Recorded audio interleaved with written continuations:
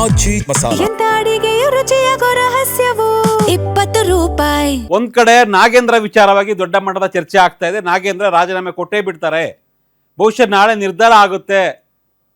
ನಾಗೇಂದ್ರ ರಾಜೀನಾಮೆ ಕೊಡ್ತಾರಾ ಕೊಡಲ್ವಾ, ಅಥವಾ ಕೊಟ್ಟರೆ ಯಾವ ಥರ ಕೊಡ್ಬೋದು, ಮುಂದಿನ ನಡೆ ಏನು ಅನ್ನೋದ್ರ ಬಗ್ಗೆ ನಾಳೆ CM DK ಶಿವಕುಮಾರ್ ದೆಹಲಿಗೆ ಹೋಗ್ತಾ ಇದ್ದಾರೆ. ಹೀಗಾಗಿ ನಾಳೆ ನಿರ್ಧಾರ ಆಗುತ್ತೆ ಅಂತ.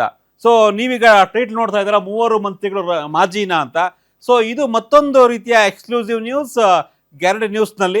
ಬರೀ ನಾಗೇಂದ್ರ ಅಲ್ಲ, ನಾಗೇಂದ್ರ ಜೊತೆ ಮತ್ತಿಬ್ಬರು ಸಚಿವರ ರಾಜೀನಾಮೆಯ ವಿಚಾರ ಒಂದು ರೀತಿ ಗುಸುಗುಸು ಚರ್ಚೆ ಆಗ್ತಾ ಇದೆ.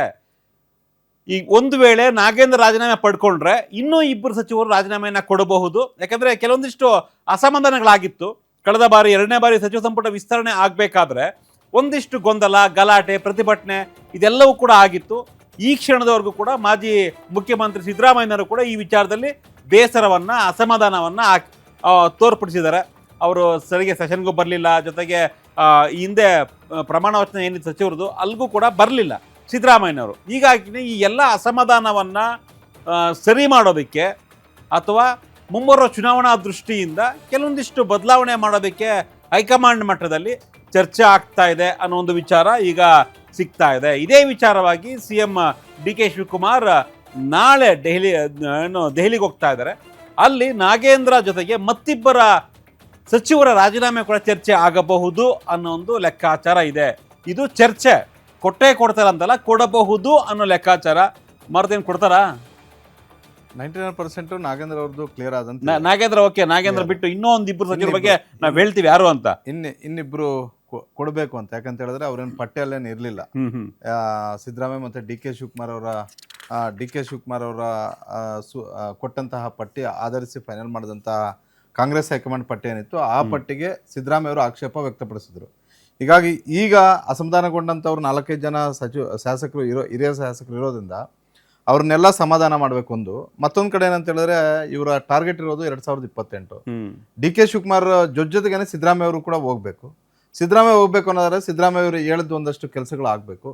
ಸಿದ್ದರಾಮಯ್ಯ ಯಾವಕ್ಕೆ ಇಷ್ಟು ದಿನ ಬಹಳಷ್ಟು ಮೌನಕ್ಕೆ ಜಾರಿದ್ರು ಅಂತ ಹೇಳಿದ್ರೆ ಸಂಪುಟ ವಿಸ್ತರಣೆ ಸಂದರ್ಭದಿಂದ ಕೂಡ ನಾನು ಹೇಳಿದ್ದು ಆಗಲಿಲ್ಲ ಅಂತ. ಆಮೇಲೆ ಇವತ್ತೊಂದು ಇಂಟ್ರೆಸ್ಟಿಂಗ್ ಪೋಸ್ಟ್ ಹಾಕಿದ್ದಾರೆ ಸಿದ್ದರಾಮಯ್ಯನವರ ಟ್ವಿಟರ್ನಲ್ಲಿ.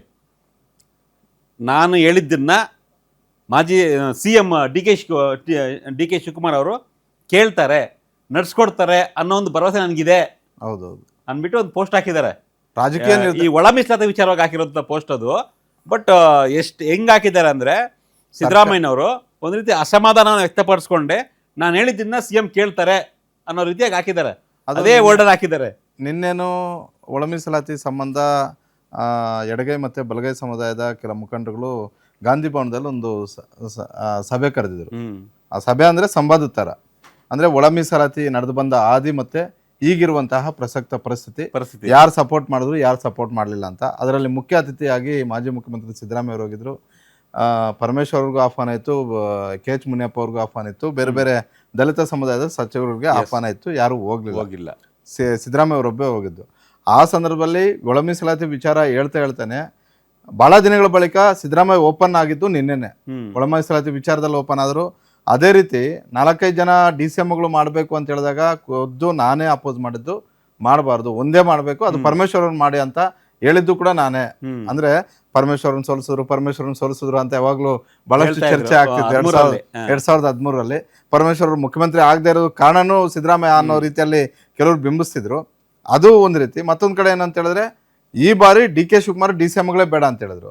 ಆದ್ರೆ ಬೇರೆಯವರು MB ಪಾಟೀಲ್, ಸತೀಶ್ ಜಾರಕಿಹೊಳಿ 4-5 ಜನ ಸಮುದಾಯಕ್ಕೆ ಒಂದೊಂದು ಮಾಡ್ಬಿಡ್ರಿ ಅನ್ನೋ ಸಮುದಾಯವಾರು ಅದನ್ನು ಕೂಡ ಹಂಚಿಕೆ ಮಾಡ್ಲಿ ಅನ್ನೋ ತರ ಇತ್ತು.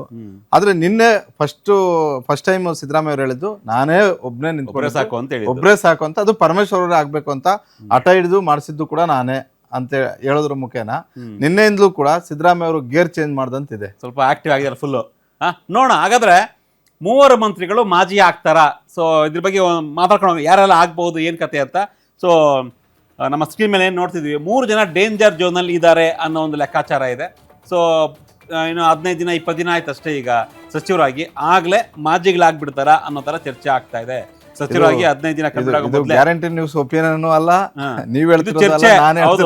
ಇದೇನು ರಾಜಕೀಯ ಇವತ್ತು ಬೆಳಗ್ಗೆಯಿಂದ ನಾಗೇಂದ್ರ ಹೆಸರು ಚರ್ಚೆ ಆದ ನಂತರ ಮುನ್ನೆಲೆಗೆ ಬಂದಿರ್ತಕ್ಕಂಥ ವಿಚಾರಗಳಿವು. ಕಾಂಗ್ರೆಸ್ ಅಲ್ಲೇ ಆಗಬಹುದು, ಚರ್ಚೆ- ಆಗದೇನೆ ಇರಬಹುದು. ಕಾಂಗ್ರೆಸ್ ಅಲ್ಲೇ ಕಾಂಗ್ರೆಸ್ ವಲಯದಲ್ಲಿ ಚರ್ಚೆ ಆಗ್ತಾ ಇದೆ ಈ ವಿಚಾರ.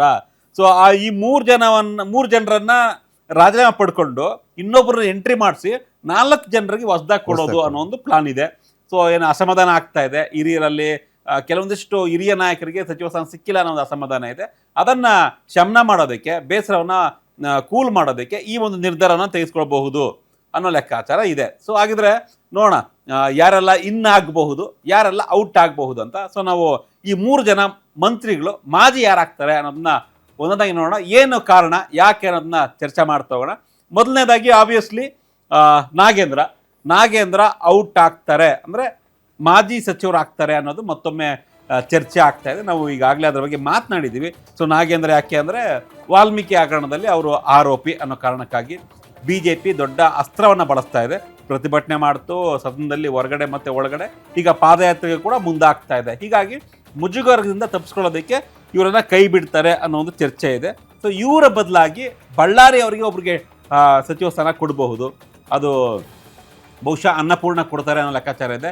ಈಗ ಮತ್ತೆ ಸತೀಶ್ ಜಾರಕಿಹೊಳಿ ಮಾತನಾಡಬೇಕಾದ್ರೆ ಗಣೇಶ್ ಪರ ಅವರು ಬ್ಯಾಟಿಂಗ್ ಮಾಡಿದ್ದಾರೆ. ಕಂಪ್ಲಿ ಗಣೇಶ್ ಪರ ಸತೀಶ್ ಜಾರಕಿಹೊಳಿ ಬ್ಯಾಟಿಂಗ್ ಮಾಡಿದ್ದಾರೆ. ಅವರು ಅರ್ಹರಿದ್ದಾರೆ ಸಚಿವರಾಗೋದಕ್ಕೆ ಅಂತ.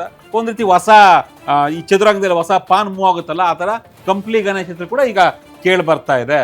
ಸೊ ಅಲ್ಲಿಗೆ ನಾಗೇಂದ್ರ ಅವರನ್ನ ರಾಜೀನಾಮೆ ಪಡ್ಕೊಂಡು ಕಂಪ್ಲಿ ಗಣೇಶ್ ಎಂಟ್ರಿ ಆಗ್ತಾರಾ, ಅಥವಾ ಅನ್ನಪೂರ್ಣಗೆ ಅವಕಾಶ ಕೊಡ್ತಾರಾ? ತುಕಾರಾಮ್ ನೋಡ್ಕೊಂಡು, ತುಕಾರಾಮ್ 4 ಬಾರಿ MLA ಆಗಿದ್ರು, ಅನ್ನಪೂರ್ಣ ಅವರು ಫಸ್ಟ್ ಟೈಮ್ MLA ಆದರೂ ಕೂಡ ತುಕಾರಾಮ್ಗೆ ಈ ಮೊದಲೇ ಮಾತು ಕೊಟ್ಟಂತೆ ಅವ್ರು ಎಂಟ್ರಿ ಆಗ್ತಾರಾ ಅನ್ನೋ ಚರ್ಚೆ ಆಗ್ತಾ ಇದೆ. ಸೊ ಅನ್ನಪೂರ್ಣ ಕೊಟ್ಟಲ್ಲಿ ಸಿದ್ದರಾಮಯ್ಯ ಆಪ್ತ ತುಕಾರಾಮ್ಗೆ ಮಣೆ ಹಾಕ್ದಂತ ಆಗುತ್ತೆ ಅನ್ನೋ ಲೆಕ್ಕಾಚಾರ. ಸಿದ್ದರಾಮಯ್ಯ ಅವ್ರಿಗೂ ಕೂಲ್ ಮಾಡ್ದಂಗೆ ಆಗುತ್ತೆ. ತುಕಾರಾಮ್ ಅವ್ರು ಪ್ರತಿ ಬಾರಿನ ಹೇಳಿದ್ದು, ಬಳ್ಳಾರಿಯ ಕಾಂಗ್ರೆಸ್ ಶಾಸಕರಿಗೆ ಎಲ್ಲರಿಗಿಂತಲೂ ಜಾಸ್ತಿ ಅನ್ಯಾಯ ಆಗಿರೋದು ನನಗೆ ಅಂತ. ನೀವು ನಾನು ಡೆಲ್ಲಿಗೆ ಕಳಿಸಿ ನಾನು ಮಿನಿಸ್ಟರ್ ಆಗದೆ ಇರೋ ಪರಿಸ್ಥಿತಿ ಬಂತು. ಇಲ್ಲ ಅಂತ ಹೇಳಿದ್ರೆ ನನ್ಗೆ ಯಾರು ಅಪೋಸ್ ಮಾಡ್ತಿರ್ಲಿಲ್ಲ. ಮತ್ತೆ ಈಗ ನಾಗೇಂದ್ರ ಅವ್ರ ಮೇಲೆ ಗಣಿ ಅಕ್ರಮದ ಕೇಸುಗಳಿದಾವೆ. ಅದೇ ರೀತಿ ವಾಲ್ಮೀಕಿ ನಿಗಮದ ಕೇಸ್ ಇದೆ. ಅದೇ ರೀತಿ ಕಂಪ್ಲಿ ಗಣೇಶ್ ಅವ್ರ ಮೇಲೆ ಯಾವುದೋ ಆನಂದ್ ಸಿಂಗ್ ಅವ್ರ ಮೇಲೆ ಹಲ್ಲೆ ಮಾಡಿದಂತಹ ಕೇಸು ಕೂಡ ಪೆಂಡಿಂಗ್ ಇರಬೇಕು. ಕೋರ್ಟಲ್ ಕೇಸ್ ಪೆಂಡಿಂಗ್ ಇರಬೇಕು. ಕ್ಲೀನ್ ಇಮೇಜ್ ನೋಡಿದಾಗ ತುಕಾರಾಮ್ ಅವ್ರ ಮೇಲೆ ಆ ತರದ್ದು ಯಾವುದೇ ಪ್ರಕರಣಗಳು ಇಲ್ಲ. ಮತ್ತೆ 4 ಬಾರಿ ಸುದೀರ್ಘವಾಗಿ 4 ಬಾರಿನೂ ಕೂಡ ಗೆದ್ಕೊಂಡು ಬಂದಿದ್ರು. ಆದ್ರೆ DK ಶಿವಕುಮಾರ್ ಮತ್ತೆ ಸಿದ್ದರಾಮಯ್ಯ ಅವರ ಒತ್ತಡಕ್ಕೆ ಮರೆದು ಪಾಪ ಡೆಲ್ಲಿ ಪೊಲಿಟಿಕ್ಸ್ಗೆ ಅನಿವಾರ್ಯವಾಗಿ ಹೋದ್ರು. ಆ ಚಾನ್ಸ್ ಮಿಸ್ ಮಾಡ್ಕೊಂಡ್ರು. ಅದನ್ನ ಪ್ರತಿ ಬಾರಿನೂ ಸಿಕ್ಕಿದಾಗಲೆಲ್ಲ ಅದನ್ನೇ ಹೇಳ್ತಾರಂತೆ ಅವರು. ಹಾಗಾಗಿ ಅನ್ನಪೂರ್ಣ ಅವ್ರಿಗೆ ಕೊಡಿ ಅಂತ. ಸೊ ಅನ್ನಪೂರ್ಣಗೆ ಸಿಗ್ಬೋದು ಚಾನ್ಸ್ ಆಗಿದ್ರೆ. ಅನ್ನಪೂರ್ಣ ಕೊಟ್ರೆ ನಾವು ಲಾಸ್ಟ್ ಅವರಲ್ಲಿ ಚರ್ಚೆ ಮಾಡ್ದಂಗೆ, ಒಂದು ಜಿಲ್ಲೆ ಕೊಟ್ಟಂಗಾಯ್ತು, ವಾಲ್ಮೀಕಿ ಸಮುದಾಯ ಕೊಟ್ಟಂಗಾಯ್ತು, ಮಹಿಳಾ ಕೋಟದಲ್ಲಿ ಕೊಟ್ಟಂಗಾಯ್ತು. ಇವ್ರಿಗೆ ಒಂದೇ ಅಸ್ತ್ರಕ್ಕೆ ಒಂದೇ ಬಾಣ ಮೂರು ಗುರಿ ಇಟ್ಟಂಗಾಗುತ್ತೆ.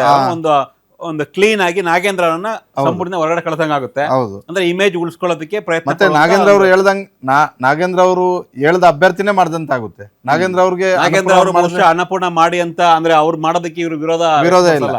ಕಂಪ್ಲಿ ಗಣೇಶ್ ಆದ್ರೆ ವಿರೋಧ. ಯಾಕಂತ ಹೇಳಿದ್ರೆ ಜಿಲ್ಲೆಯಲ್ಲಿ ನಾಗೇಂದ್ರಗಿಂತಲೂ ಜಾಸ್ತಿ ವರ್ಚಸ್ವಿ ನಾಯಕ ಆಗ್ಬೋದು ಅಂತ. ಪಕ್ಕದ ಕಾನ್ಸ್ಟಿಟ್ಯೂನ್ಸಿ ಗ್ರಾಮೀಣ, ಇದು ಬಳ್ಳಾರಿ ಗ್ರಾಮೀಣ ಬರುತ್ತೆ ಇವ್ರದ್ದು. ಜಿಲ್ಲೆ ಮೇಲೆ ಹಿಡಿತ ತಪ್ಪಬಹುದು. ಈ ಎಲ್ಲಾ ಲೆಕ್ಕಾಚಾರಗಳು ಇರೋದ್ರಿಂದ ಅನ್ನಪೂರ್ಣ ಅವ್ರು ಆಗ್ಲಿ ಅಂತ ಇವರು ಕೂಡ ಹೇಳ್ಬಹುದು. ಎಸ್, ನೋಡೋಣ ನಾಳೆ ಬಹುಶಃ ಇದೆಲ್ಲದಕ್ಕೂ ಫುಲ್ ಸ್ಟಾಪ್ ಬೀಳುತ್ತೆ. ನಾಗೇಂದ್ರ ಮಾಜಿ ಸಚಿವರಾಗ್ತಾರ ಅಥವಾ ಉಳ್ಕೊಳ್ತಾರ, ನಾಳೆ ಕನ್ಫರ್ಮ್ ಆಗುತ್ತೆ. ಒಂದು ವೇಳೆ ನಾಗೇಂದ್ರ ಸ್ಥಾನಕ್ಕೆ ಈಗ ಕಂಪ್ಲಿ ಗಣೇಶ್ ಈಗ ಕೇಳ್ಬರ್ತಕ್ಕಂಥ ಹೆಸರು, ಬಟ್ ತುಕಾರಾಮ್ ಮತ್ತು ಅವರ ಪತ್ನಿ ಅನ್ನಪೂರ್ಣ ಇಬ್ಬರು ಅಂದರೆ ಅವರ ಕುಟುಂಬದ ರೇಸಲ್ಲಿದ್ದಾರೆ. ಹಾಗಾಗಿ ಅವ್ರಿಗೆ ಸಿಗಬಹುದು ಅನ್ನೋ ಲೆಕ್ಕಾಚಾರ. ಒಟ್ಟಿನಲ್ಲಿ ನಾಗೇಂದ್ರ ಔಟ್ ಆಗೋದು ಬಹುತೇಕ ಕನ್ಫರ್ಮು ಅನ್ನೋದು ಚರ್ಚೆ ಆಗ್ತಿದೆ.